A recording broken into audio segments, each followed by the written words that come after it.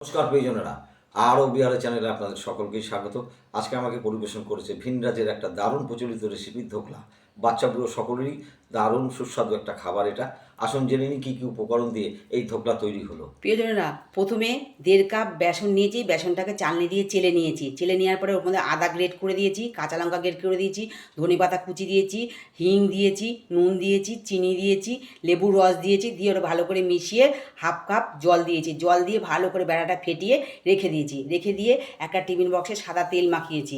মাখিয়ে টিফিন বক্সটা রেখে গ্যাসে একটা কড়াই বসিয়েছি। গ্যাসটা জোর করে দিয়েছি। দিয়ে একটা কড়াইতে স্ট্যান্ড দিয়েছি। স্ট্যান্ড দিয়ে যখন জলটা ফুটে গেল, এবারে গ্যাসটা লো ফ্লেমে করে দিয়ে আবার ব্যাটারের কাছে এলাম। ব্যাটারেরটা ভালো করে নাড়িয়ে চাড়িয়ে 1 চামচ ইনো দিয়েছি। ইনো দিয়ে ভালো করে ফেটিয়ে নিয়ে ওই ব্যাটারটাকে টিফিন বক্সের মধ্যে ঢেলে দিয়ে ওটা কড়াইয়ের মধ্যে বসিয়ে দিলাম 20 মিনিটের জন্য। ঢেকে দিয়েছি ওটাকে।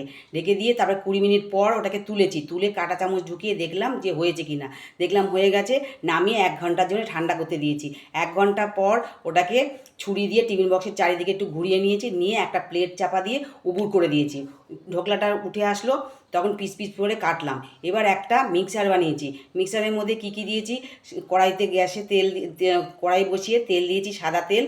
তেল দেওয়ার পরে ওর মধ্যে 1/2 চামচ কালো সর্ষে দিয়েছি, 4-5টা কাঁচা লঙ্কা চিড়ে দিয়েছি বোটা সমেত, আর কারি পাতা দিয়েছি, নুন দিয়েছি, চিনি দিয়েছি। দিয়ে ভালো করে ফুটিয়ে মিক্সারটা ঢোকলার উপর দিয়ে ছড়িয়ে দিলাম। দেওয়ার পরে একটা চাটনি বানিয়েছি মিক্সির বলে। তেঁতুল দিয়েছি, ধনে পাতা দিয়েছি, কাঁচা লঙ্কা দিয়েছি, নুন দিয়েছি, চিনি দিয়েছি। দিয়ে মিক্সিতে একটা মিক্স করে নিলাম। নিয়ে বাটিতে করে ঢেলে ঢোকলার সঙ্গে পরিবেশন করেছি। খেয়ে বলুক কেমন হয়েছে। তাহলে প্রিয়জনেরা, আর দেরি না করে আপনাদেরকে এক্ষুনি খেয়ে জানাচ্ছি কেমন হলো খেতে। এই দেখুন ধোকলা প্রিয়জনেরা, দারুণ স্পঞ্জি। হ্যাঁ, আমি একটু চাটনি সহকারে খেয়ে আপনাদেরকে এক্ষুনি জানাই।